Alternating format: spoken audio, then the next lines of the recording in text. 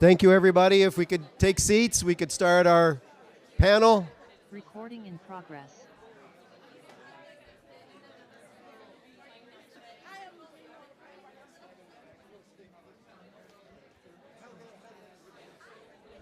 Thank you, everybody. If we could sit down, we could start our last panel.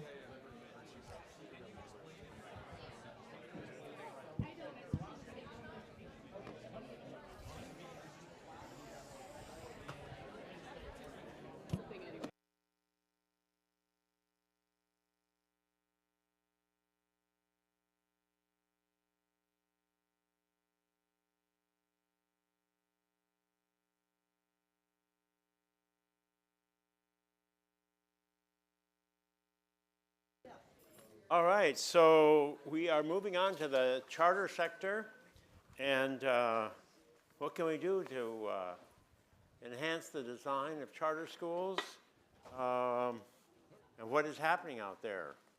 So we have a panel of experts in this domain. Chuck Nathan Charleston from the NACA Foundation, Alexis Rubin from Launch, and Nellie Sanders, who's the Oklahoma Secretary of Education. So thank you all for participating, and we're going to go here in the order of the program. So that puts you first, Chuck. I think your mic should work. Yeah. Antonio, Hello, everyone. Again, my name is Chuck. Good to meet all of you. So I've been with the Native American Community Academy, which is what NACA stands for. So, pull it up okay. tiny bit. Yep. Yes. So we were founded in 2006. We are educating just under 60 different tribal nations. What our student body represents. We are K through 12, and we're located in Albuquerque, New Mexico. All right. You want to tell us a little bit more about the school? Yes, so we're a public charter, collaborative charter. We have about, let's say about, like I said, just under 60 different tribes represented. But overall, what we focus in is indigenous education. And very much what everyone has been talking about here, our model is very much grounded in our land-based healing and learning education model. And so a lot of that is also taken into account the organic placed social emotional learning that takes place in that, along with the CTE, which are now putting in place there. So much of that is designed and intended for our students to center themselves within a place-based education model, and then from there develop out, their identity, and then begin to look at what does it mean to be healthy, and then also begin to look at what that also means for career success and college success for themselves. So our first graduating class was in 2012, and so at this point, we also now have around 20 alumni that have returned and also work at the school. So we're beginning to see the fruits of our labor, and overall, we also have built out, excuse me, a nonprofit as well. And so within that work, that has incubated has incubated 13 schools across 5 states. And so a lot of that work has been a team-based approach, and so a lot of that is also based on a cooperative looking at community-based design within those spaces and having that led out by teams within those spaces. So we're located in New Mexico, Colorado, California, South Dakota, and Minnesota, I'm sorry. So.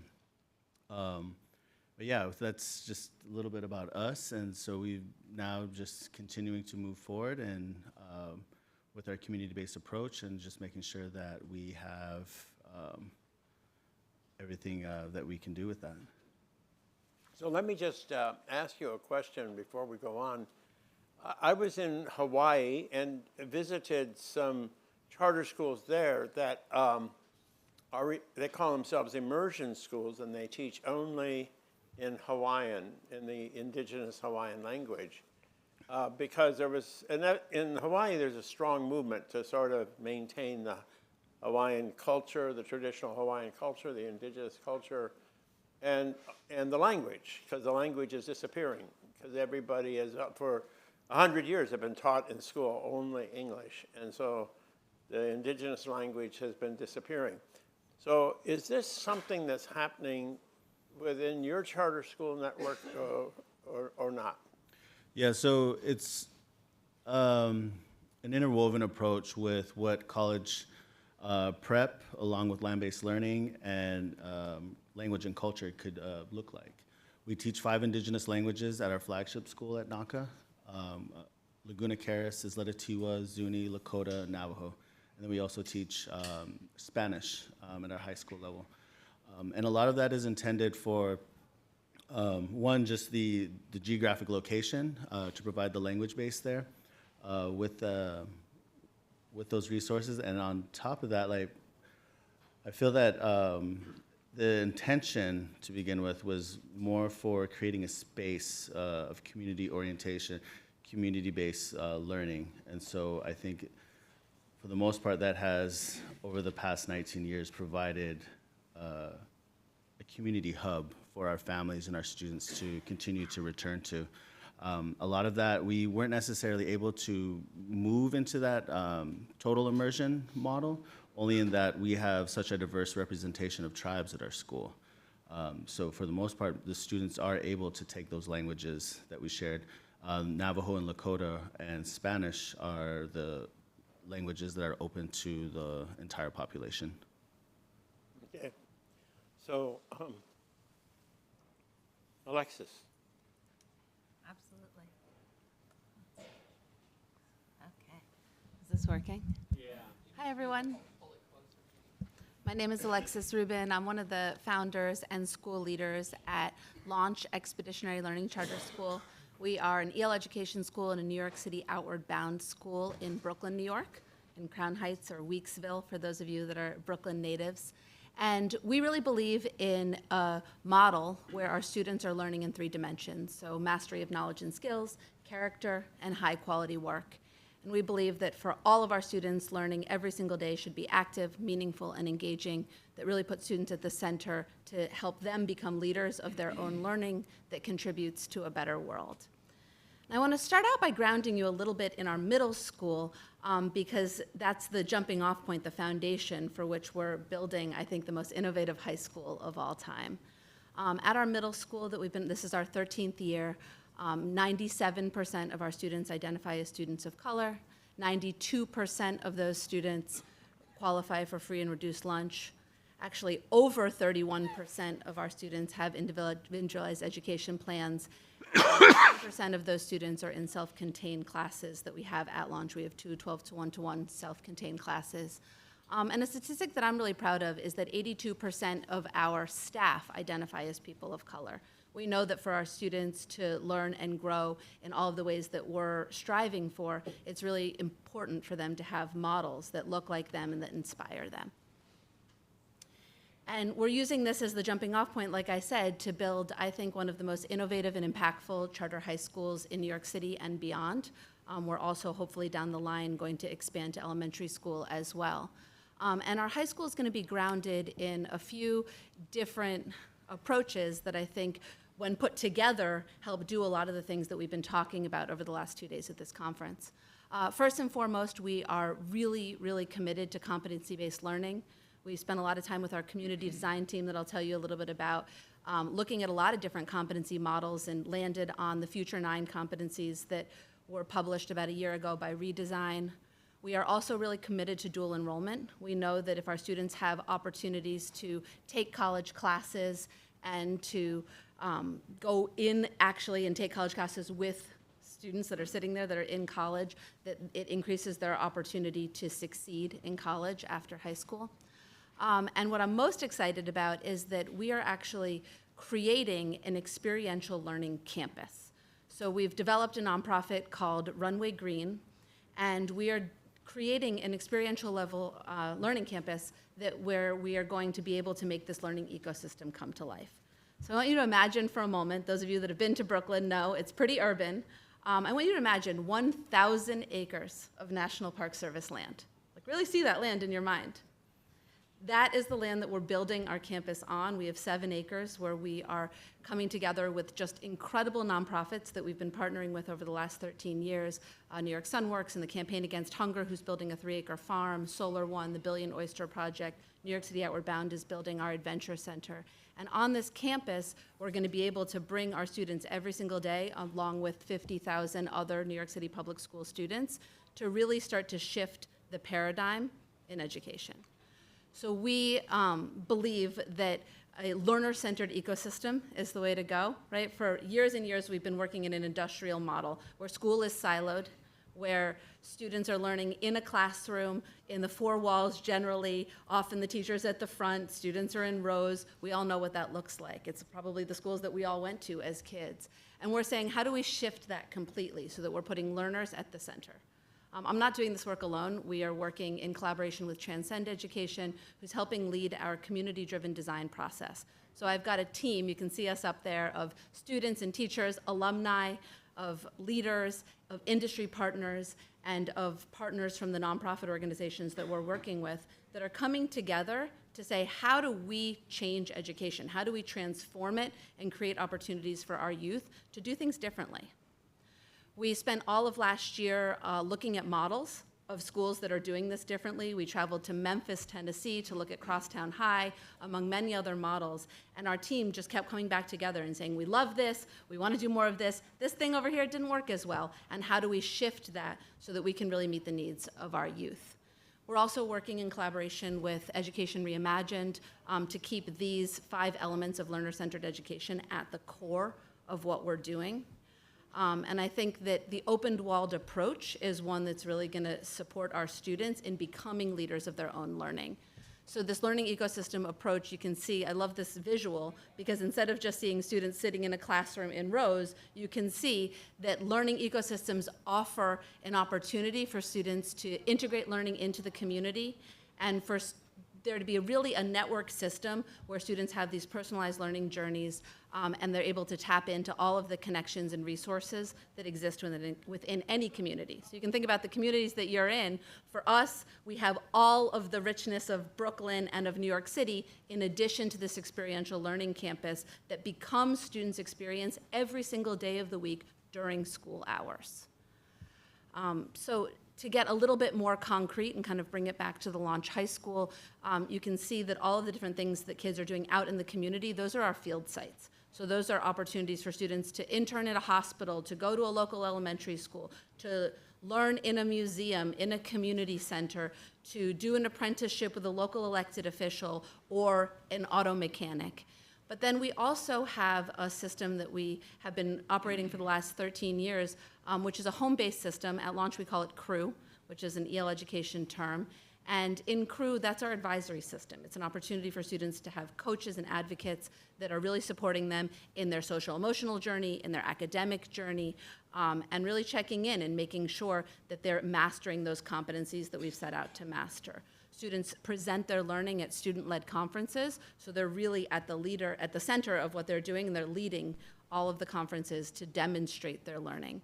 And finally, we have to meet state standards, right? We've got lots of different opportunities to innovate, but we also know that our students need to graduate from high school, they need to take the Regents exams, and they need to be really competitive to go to college and get to careers of their choice. And so our learning hubs right now are really our classrooms in a more traditional school setting. We know that we need to do that, and as we grow, we want to start to expand that to say, what are the other spaces that learning can happen?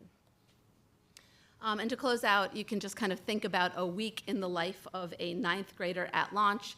Nada is an aspiring artist, so she might start her day every single day in CREW, and that, like I said, is really a space where she gets to check in on her progress, to develop her personalized pathway, and to get a lot of advice from adults that are supporting her and coaching her.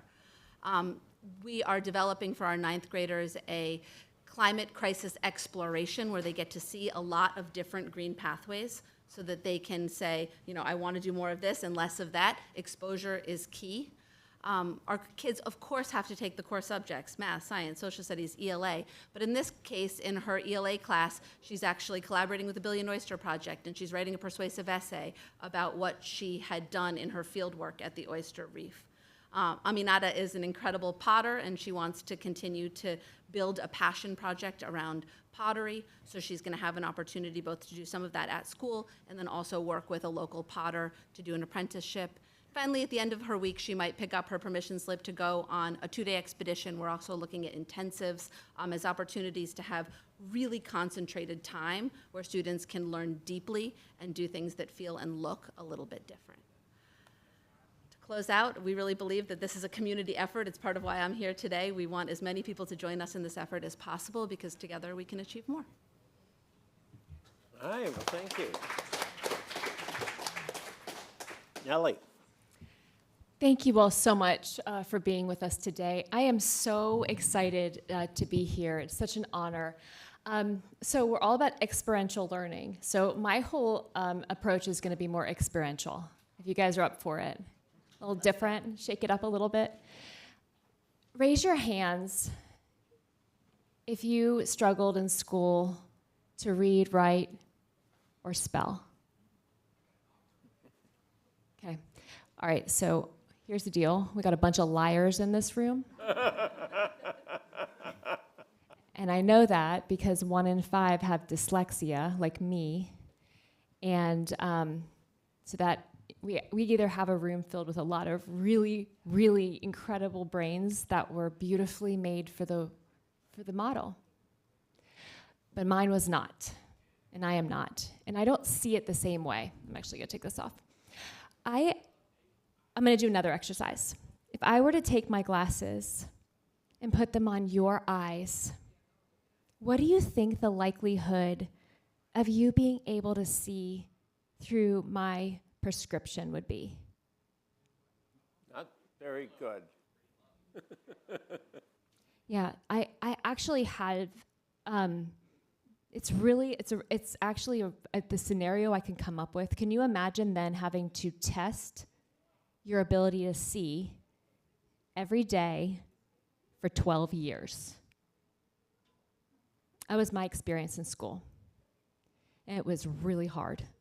On a neurological range, for me, out of 10, my neural pathways are really long. So on a scale 1 to 10, I'm like a 9. Everything is negotiable for me. I'm a visual learner. Highly visual, front right lobe. If I can't grasp it visually, I won't be able to retain it.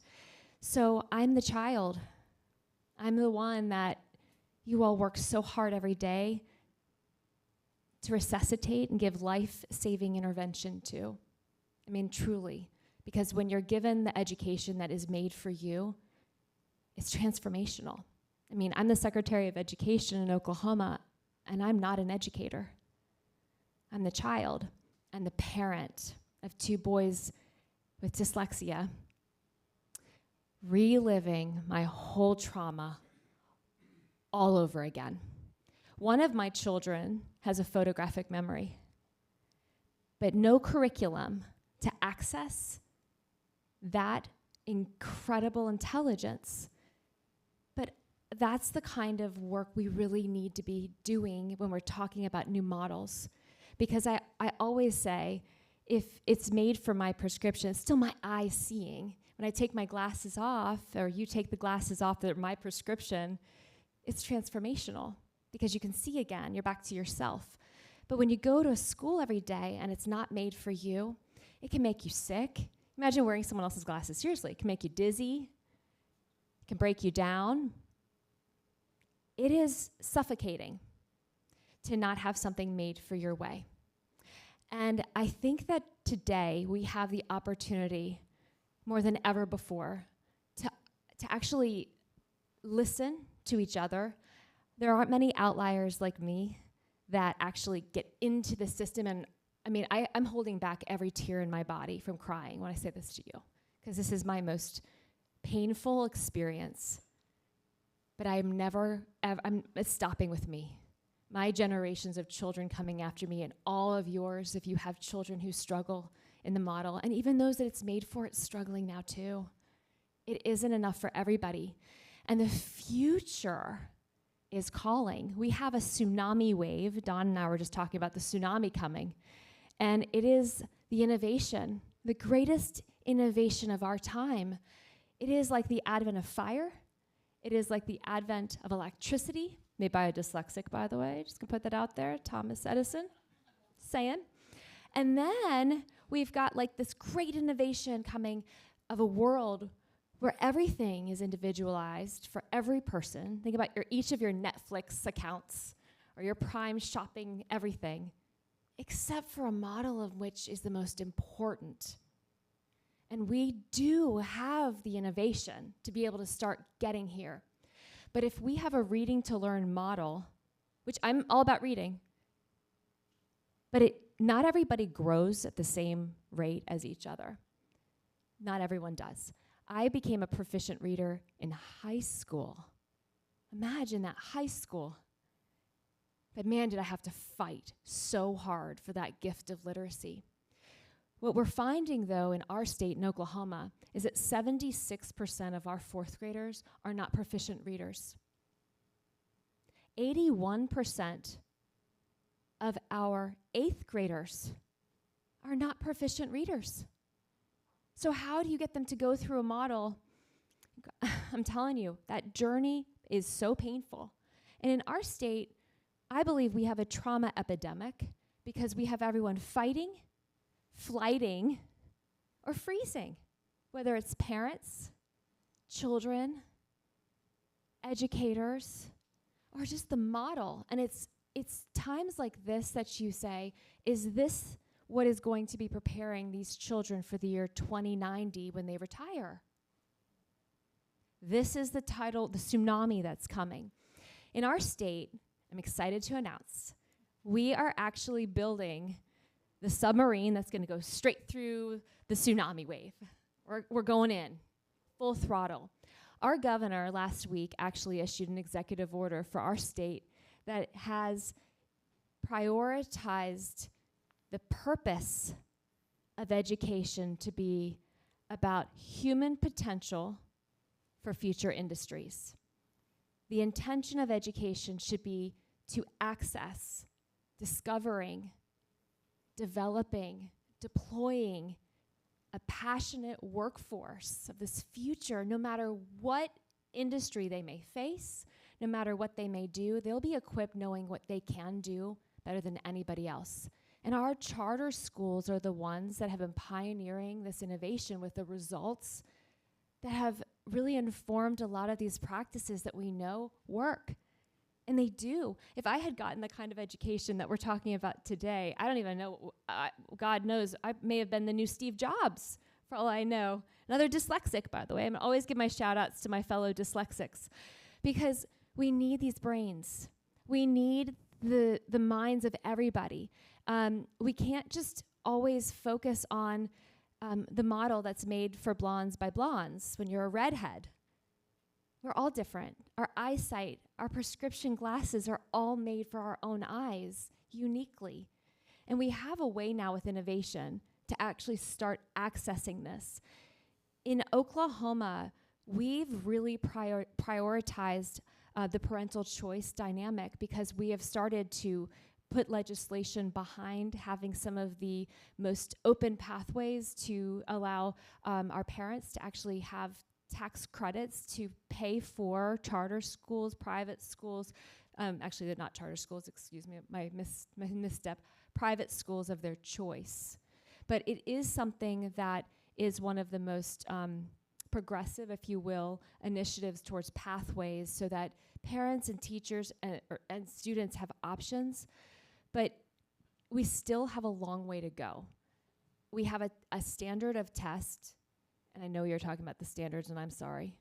This is probably not a popular thing to talk about.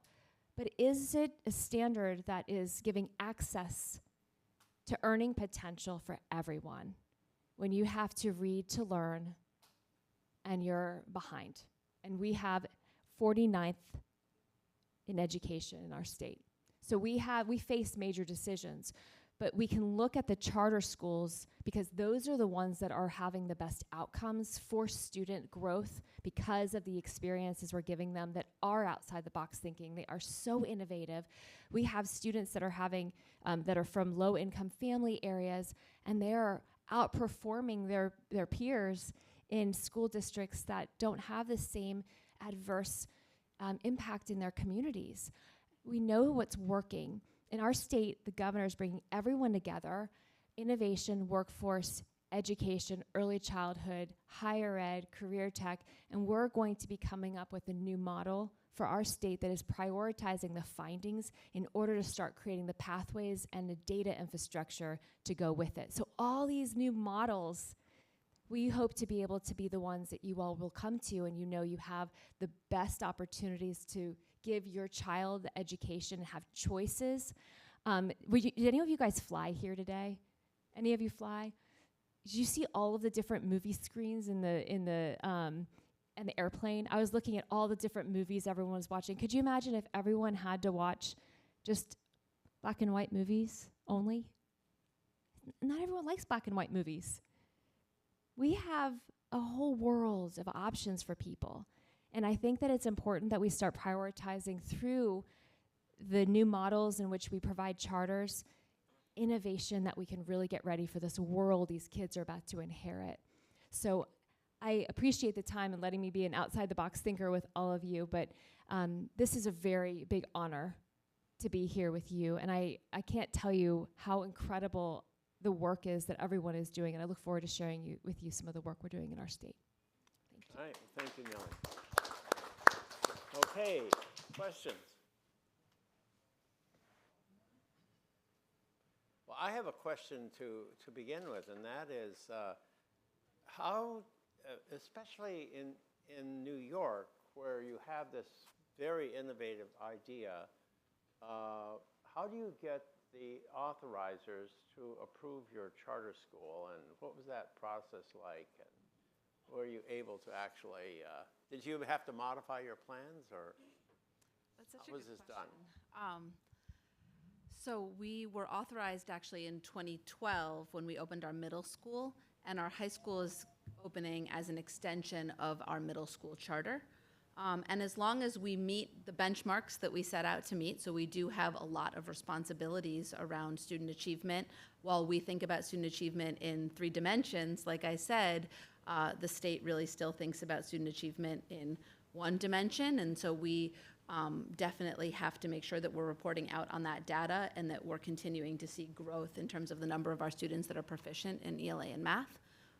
And that, you know, there's a lot of other things that go into making sure that we keep our charter, right, around our budget and our operational systems and all of that. So that's a lot of the place that we're focusing in compliance. And then I think from an innovative model, we're really keeping at the center, like what do we have to do? What is sort of the floor that we must achieve in order to ensure that our kids have all of the options that their peers do, and that we can keep our charter and stay open. And then, but that's just the floor for us. For a lot of schools, that's the ceiling. For us, that's the floor. And then we say, well, how are we then doing that with all of the freedom that we have as a charter school to manage our budget, to choose our curriculum, to create our schedule, to create our school year calendar, to offer Saturday Academy that we have 100 of our alumni come back to every single Saturday, because they choose us as their social network to be able to kind of jump off and do all the things that they're doing in their future. Okay, and how about the schools for which you're responsible, Chuck? How do you deal with the authorizers? So, in working with the authorizers, a lot of our commitment has been looking at our flagship charter at the moment. This past 5 years has been focused on the health and well-being as our sort of North Star. So a lot of the design work there has been looking at how do we build out educational design. So that's why we were saying we've been focused on this land-based healing and learning, looking at experiential education within that space, and then also looking at how does that tie into the themes if we want to set up students. So the success rate there then is looking at how do we now support these students when they want to step into the workforce immediately after school, or how do we want to set them up for success if they want to begin looking at higher education. So working with the authorizers, we're a lot of times looking at how, obviously we're looking at all the benchmarks of our attendance. We're looking at reading, math, right? All of these scores, but at the same time, what we're paying attention to is the whole person. So a lot of that work that we're doing is tied to the social emotional. That's why we were saying the social emotional growth that the students are taking on within, guided by their own interests. So if they're interested in being on the river. So the thing is with the geography of Albuquerque, you can be in the mountains in 20 minutes and you can be on the river, on the water in 20 minutes, anywhere in the city. So taking advantage of that has been, I think, it set us up for success in comparison. The work that we're doing is very much tied to what works for us, right, in Albuquerque. So setting the students up for an outdoor classroom along the river, working with advocates, working with policy design work, people in those professions, then they begin to see what could that profession look like for them if they want to be on the river, if they want to, if we're talking about ichthyology and all these proper terms, but in reality, right, we're just talking about, do they want to work in their tribal fisheries? Do they want to work in the state fisheries? Do they want to work on freshwater research? Or maybe there's policy advocacy work that they want to do to protect water. So I think a lot of that is all woven into the approach that we take with our schools. So Nellie, do you have a statewide authorizer, or how does the authorizing work in Oklahoma? We just actually, we have new laws in our state where we just merged the virtual charter and the brick and mortar into one, the Oklahoma Charter School Board. And so it's just gotten up and running. And so that's kind of a new way in our state. But it's been a good thing. And are you authorizing more some now in Oklahoma? You see an expansion of the charter schools? We do. We do see an expansion. Yes, we do. Some of the things that we're seeing and some of the trends that are happening is a lot more in the experiential learning and even career pathways. We have the fascinating thing, we have a virtual charter school that has partnered with a brick and mortar aviation academy, and they're offering virtual aviation classes to every single public school in the state. So it's an opportunity for public school students to sign up to receive that type of class in a hybrid learning, but they're working on having the, whether you have the opportunity to actually go there and practice working, whether it's in the mechanical side or reimagining the future of aviation, or actually becoming a pilot and learning how to become a pilot. So they have a lot of different pathways even within that area. So that's kind of a cutting edge one as well in the way that we're kind of seeing adjustments happen in those spaces. Yeah.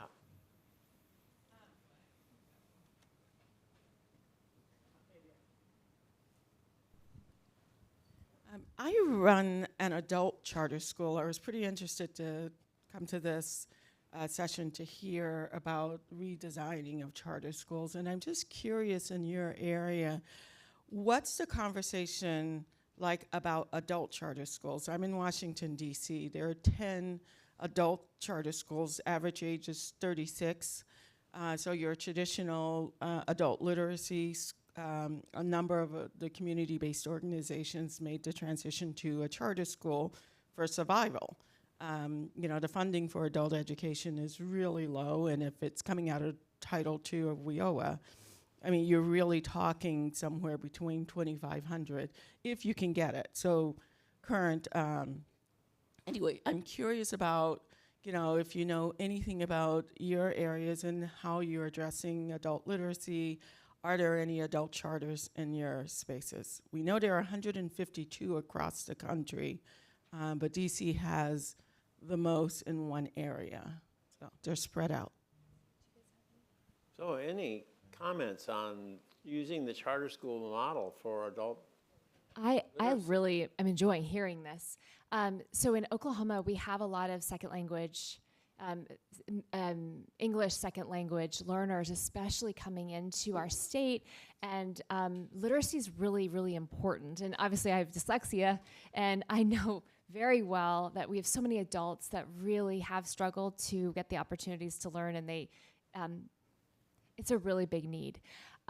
In our state, so I'm over the state library dynamic, and I've been working a lot with the library component, trying to figure out how can we serve the community through literacy opportunities also that are very innovative. I would love to visit with you more about this, because I do think it is something that's going to be emerging more, especially when you see things like masterclass or all of these great things that we're all continuing education constantly. And I'm always interested in how we can really find ways to meet people where they are today in ways that are going to be a natural fit that they're going to want to do.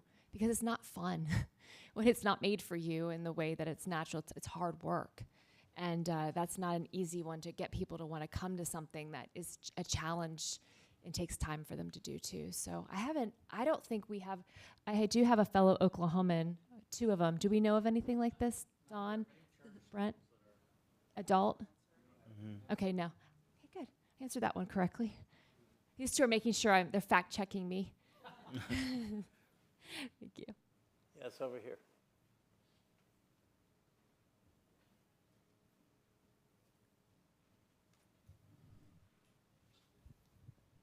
I was wondering, as charter school runners, what are some of the most onerous regulations or restrictions that you're currently facing, and what have they prevented you from doing?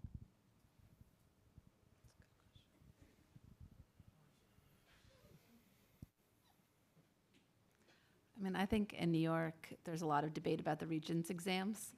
But if you're familiar with, they're basically graduation requirements for students in high school. And every year there's a lot of talk about getting rid of the Regents exams. And so as we're developing a new high school in this really innovative way, we know, like I said before, that things like the state standards and the Regents exams, that's just the floor for us. But if we could design without having to hit that benchmark, there's a lot of memorization that students need to do in order to achieve. And we know that if students are strong readers and writers and mathematicians, they'll be able to achieve at the Regents exams, but we have to put a fair amount of time into the day so that students can do the right memorization and have kind of the right exposure to achieve. And so I think for us, if kids could do science in more hands-on, more meaningful, more experiential ways with our community partners without having to pass the living environments, Regents, for example, that would make a really big difference in the way that we're thinking about curriculum design and schedule. Okay, yes. I feel like he's got a loud voice. Oh, well, first of all, I can't help myself. The No Child Left Behind Act, standardized testing, the most damage to the organization. But that's not my purpose. I have a question. I am a former charter school board member and charter school superintendent, Nellie, in your state before the changes you're talking about. I have a strong belief in the theory of the charter school, the increased flexibility in exchange for additional accountability, testing new ideas that then get replicated into the system. I feel, in my experience, that our experience is far short of that. That what we have are a lot of highly controlled charter schools, largely authorized by the local school district, which controls your building, it controls your transportation network, and then we tether them to standardized testing, which dictates to a great extent the curriculum. So I guess my question is, to what extent do you feel like as charter school operators that you really get the theory, the flexibility and the accountability, because both at times feel like a myth to me in how you run your charter schools. And maybe in Oklahoma, a step in the right direction with an independent authorizer, but we still have all the other issues around standardized testing and the infrastructure that is controlled by the traditional system. I feel that with that, and very similar to what Alexis would say, like we definitely feel a struggle in certain areas, whether it's transportation, whether it's food services, right? But the thing is on the other side of that, what we've always done and have been always open to is working, just working directly with our authorizers. For us, it would be like APS or New Mexico PED. We work closely with them and looking at what does innovation and what does program design look like when you're looking at the entire system. For us, we've always just grinded and making sure that what we've provided for our community and the curriculum and the community building that's taking place was always at the center. So I think that for us in New Mexico, it's always been about that. So we've had success in working with our authorizers. I would say, I think it's a really good question, and I do a lot of recruitment work for new families and for new teachers, and I always say we're a different kind of charter. And I think that we take both the autonomy that we get in being a charter school and the responsibility because of the increased accountability really seriously. And I think that, we have a really innovative approach to what that looks like. We're actually part of a network of schools. The New York City Outward Bound Network in New York City has 13 Department of Education traditional public schools and 1 charter. And we're the only charter operating sort of with a different value system than I think a lot of other schools. I believe that charter networks make choices, and so if you make a choice to have more of a top-down approach or the type of curriculum or the way that you approach discipline or the way that you are inclusive of all kids or not, those are all choices that charter schools make. We make choices to include all kids, to be as progressive as possible, to really think about our entire community and how our students can become leaders of their own learning. That's who we are, and so we're taking that sort of autonomy that we have, and I think using it for the greater good. I think that some of the bigger networks have different metrics that they're moving towards, and we like to differentiate ourselves from them. We get a lot of students and a lot of teachers that come to us from the bigger networks, and they're really successful at our school because they have a really strong foundation, and then with us, they can sort of like open up their minds or spread their wings and fly because we offer a different opportunity for them. So we found, I'm going to go to the standard part.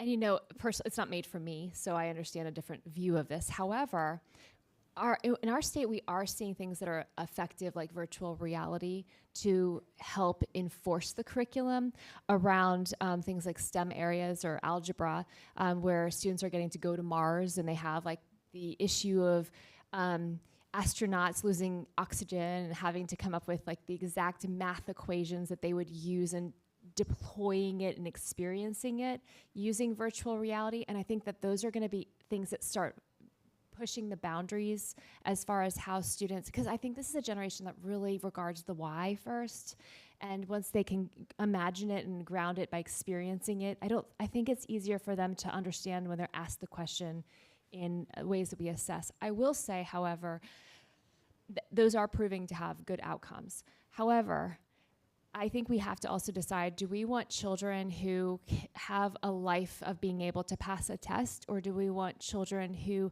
are prepared for a life of learning? And really, which one is this going to be? And we're at a crossroads kind of in this space where I think that the charter world is really pushing the limits on this, and they're having great results with things that are showing that children know what they're doing, and they don't have to experience it in these same traditional ways. All right.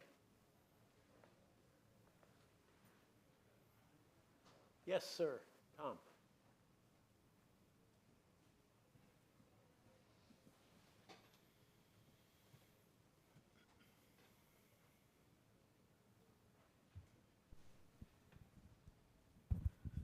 Thanks. So, Alexis, the experiential learning blueprint that you shared is exciting and ambitious, but it also implies a tremendous amount of logistics to manage each student's day, week, and semester, if you will.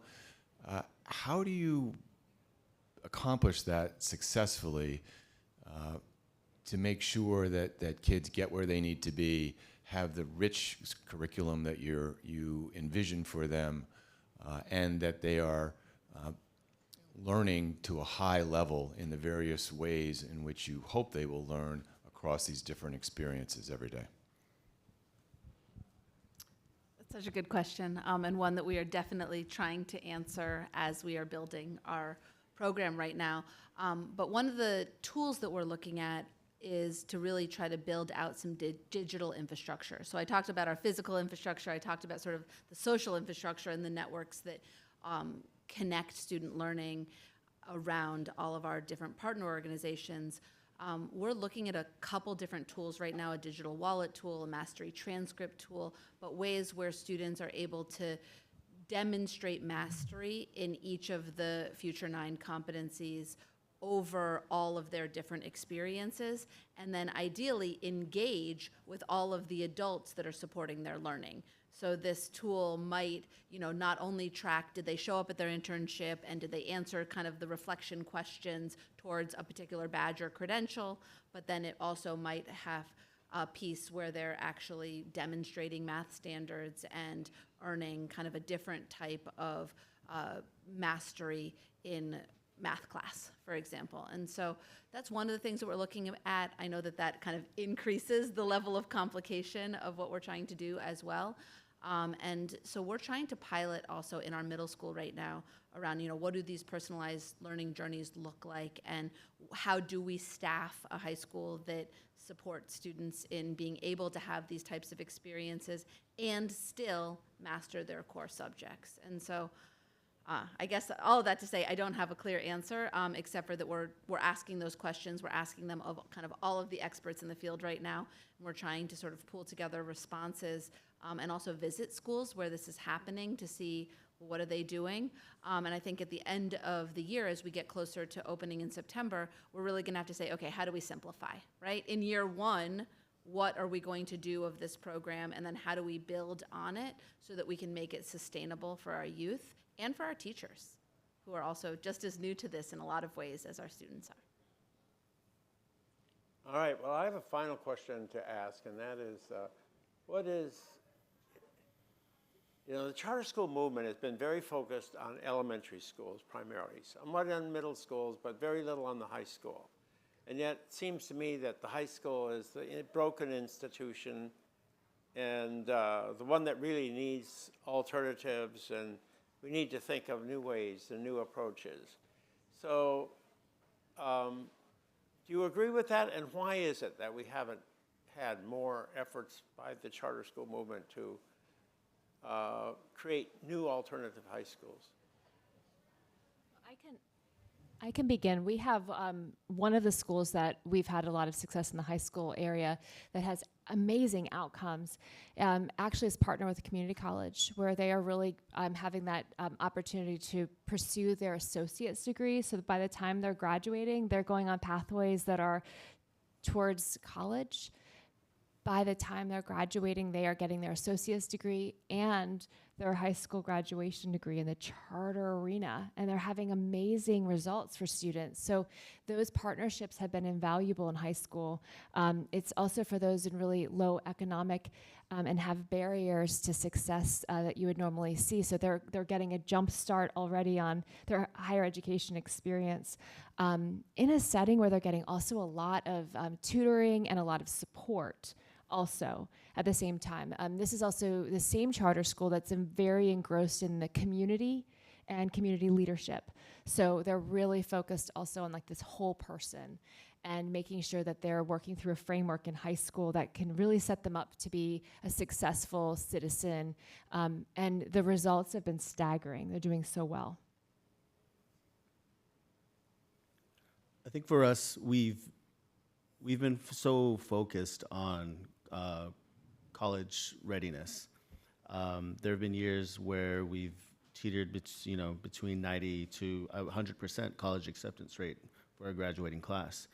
But the thing is from feedback from these communities year to year, reaching out to our alumni, to the families, we've realized that's what we're saying. We're talking about the CTE focus now.